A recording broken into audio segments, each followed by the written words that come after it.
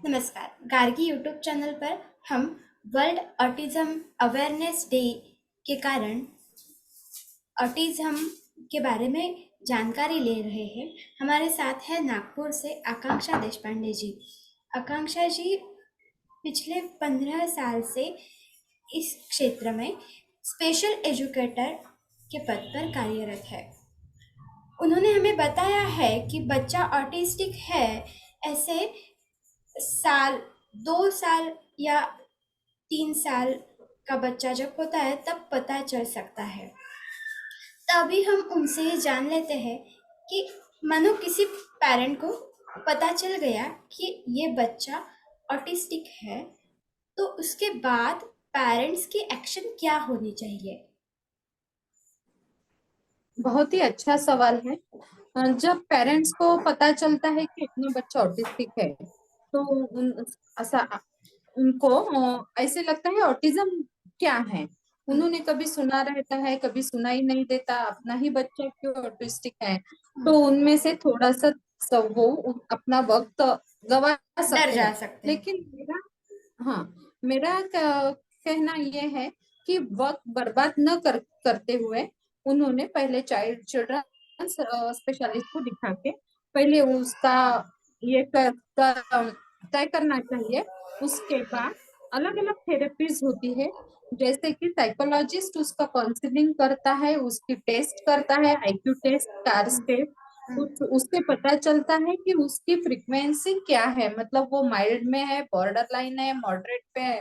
तो एक बार वो पता चल गई तो उसके बाद में ऑक्यूपेशनल थेरेपी, सेंसरी इंटीग्रेशन, इसमें अलग अलग तरह की हम थेरेपी देते हैं। जैसे सैंड थेरेपी होती है, वाटर थेरेपी होती है, ब्लैंकेट थेरेपी होती है। उसके बाद बच्चा अगर नॉन वर्बल है तो स्पीच थेरेपी, ऑटिस्टिक बच्चों को 90 से 95% ऑटिस्टिक बच्चे को स्पीच थेरेपी की जरूरत होती है।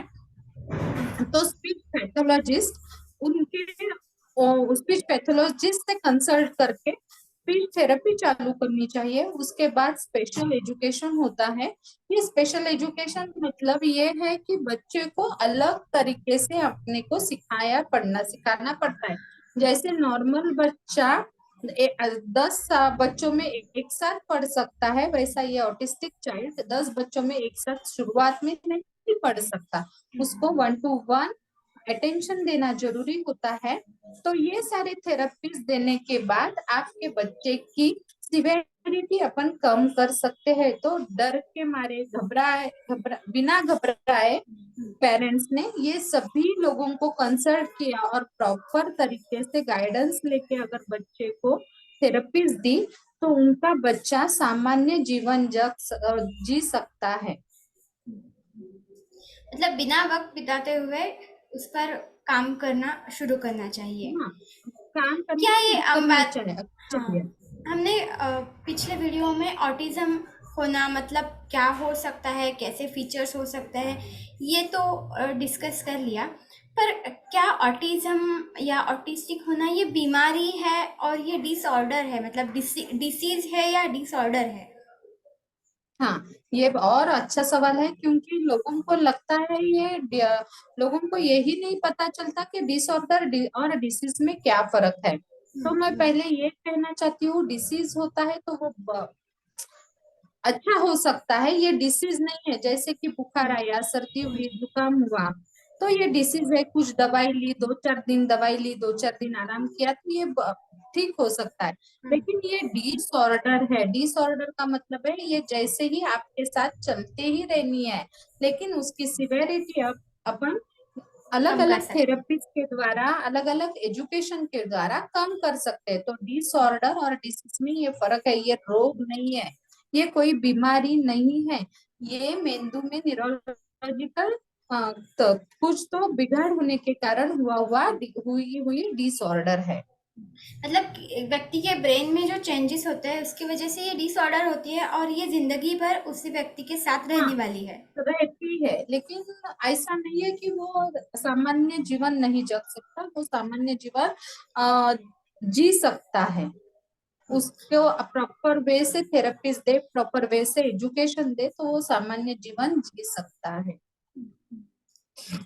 मतलब ये जो आपने थेरेपीज मेंशन की है, स्पीच थेरेपीज होती है और नॉन वर्बल थेरेपीज होती है, इस थेरेपीज के हेल्प से किसी व्यक्ति सामान्य जीवन बिता सकता है। हाँ, जी सकता है, थोड़ी दूसरों की हेल्प लग सकती है उसको, ऐसा नहीं मैं कहती कि पूरी इंडिविजुअल से किसी किसी चीजों में दूसरों की हेल्प लेके वो हम्म। अच्छे से जी सकता है, अपने पैरों पे खड़ा हो सकता है।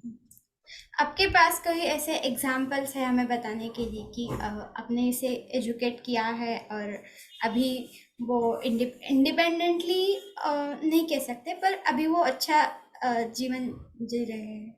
हाँ, मेरे पास ऐसे दो चार केसेस हैं, जो ऐसे पेरेंट्स थे कि जिनको पता ही नहीं था 10-12 साल तक कि मेरा बच्चा ऑटिस्टिक है।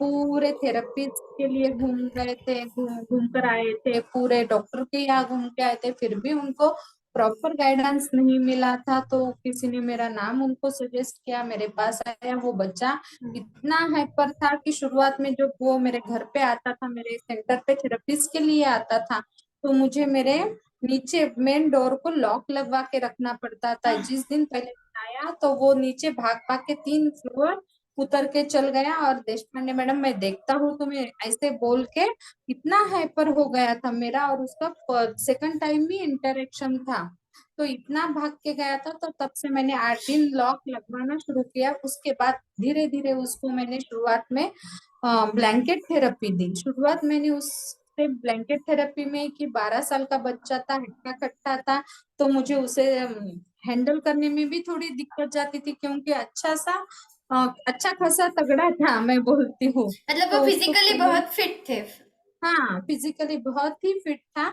तो मैं ब्लैंकेट थेरेपी देने, दूसरों की हेल्प दोनों करके उसको पहले शुरुआत में ब्लैंकेट थेरेपी दी। फिर धीरे धीरे धीरे उसको अच्छे से शांत किया, और अभी इतना अच्छे से हो गया है कि वो पिछले साल दिवाली में उसने खुद की पंक्तियां पहली बार ब्रश हाथ में पकड़ के पेंट, पूरे 400 से 500 पंक्तियां 4 दिन में पेंट करके उसको डेकोरेट करके खुद स्टॉल पे खड़ा रह के अपने पैरों पे अभी अच्छे से करता है। आज ही अवेयरनेस डे का कार्यक्रम हुआ, तो उसका स्पीच दे सुनने लायक था, मेरे आंखों में आंसू आ गए थे। कितनी मुझे अच्छी बात पता है। भी नहीं था कि उसको खड़ा करेंगे, कि बोलो कि तुम क्या बोल सकते हो। अचानक से उसको खड़ा किया तो मेरे आंखों में आंसू आ गए, इतना अच्छे से उसने बात की। तो ये प्रॉपर वे से, फिर भी उनको देर हो गई थी, 12 साल मतलब बहुत देर हो गई थी। इससे पहले आते तो और उसमें चेंजेस दिखते, लेकिन फिर भी अभी वो एमएससीआईटी की तैयारी कर रहा है। तो अच्छे प्रॉपर वे से पेरेंट्स का सहयोग मिला, और मैं पेरेंट का सहयोग भी बहुत जरूरी होता है। ऐसे बहुत सारे केसेस हैं मेरे पास। अभी ये एग्जांपल सुनने के बाद और एक क्वेश्चन, मतलब इससे रिलेवेंट है, पर आपने डायरेक्टली ये क्षेत्र चूज कैसे किया? मतलब आपका एजुकेशन बीएड भी स्पेशल एजुकेशन में है, और मतलब आपकी आपकी पढ़ाई है साइकोलॉजी में, वो मतलब आपका इंटरेस्ट हो सकता है, पर स्पेशल हाँ, एजुकेटर बनना ये मतलब मैंने, डेयरिंग हाँ, है।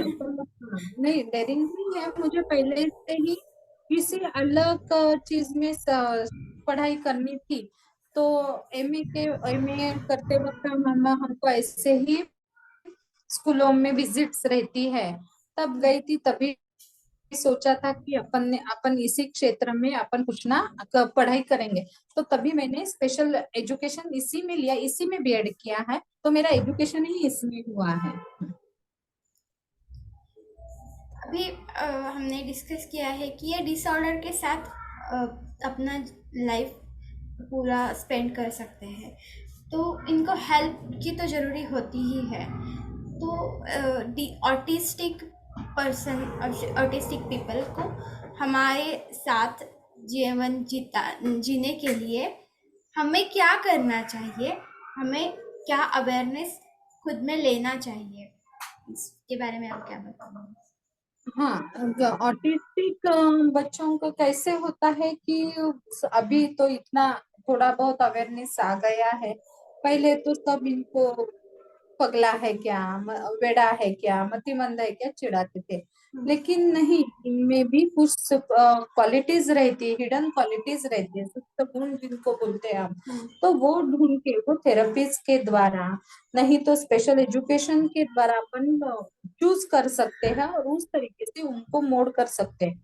और मेरा कहना है पेरेंट्स को यह है कि ये बच्चों को घर में डम करके मत रखिए, उनको सोशलाइजेशन दीजिए, उनके फ्रेंड के साथ गपशप करने के लिए, कहीं घूमने के लिए अपने साथ, कहीं फंक्शन में। कुछ कुछ ऐसे लोग होते हैं कि इनके बिहेवियर अलग से रहते हैं, अगर वो चार लोगों में अगर ये ब्रेन में कुछ फ्लूइड की कम ज्यादा हो गई तो इनके बिहेवियर भी अलग हो सकते हैं। तो चार लोगों में भी ये बिहेवियर अलग कर सकते हैं, इसकी वजह से कोई कोई पेरेंट्स इनको साथ लेके नहीं जाते।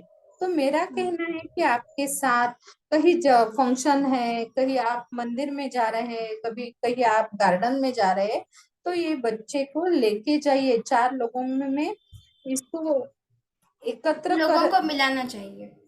हाँ लोगों मतलब को पहले मिलाना फैमिली ने चाहिए। ये एक्सेप्ट करना चाहिए कि ये हमारे हाँ साथ अभी हमेशा होने वाले हैं, और हाँ इनको भी तो इंक्लूड करना चाहिए, इंक्लूसिव अप्रोच रखना चाहिए। हाँ बराबर है।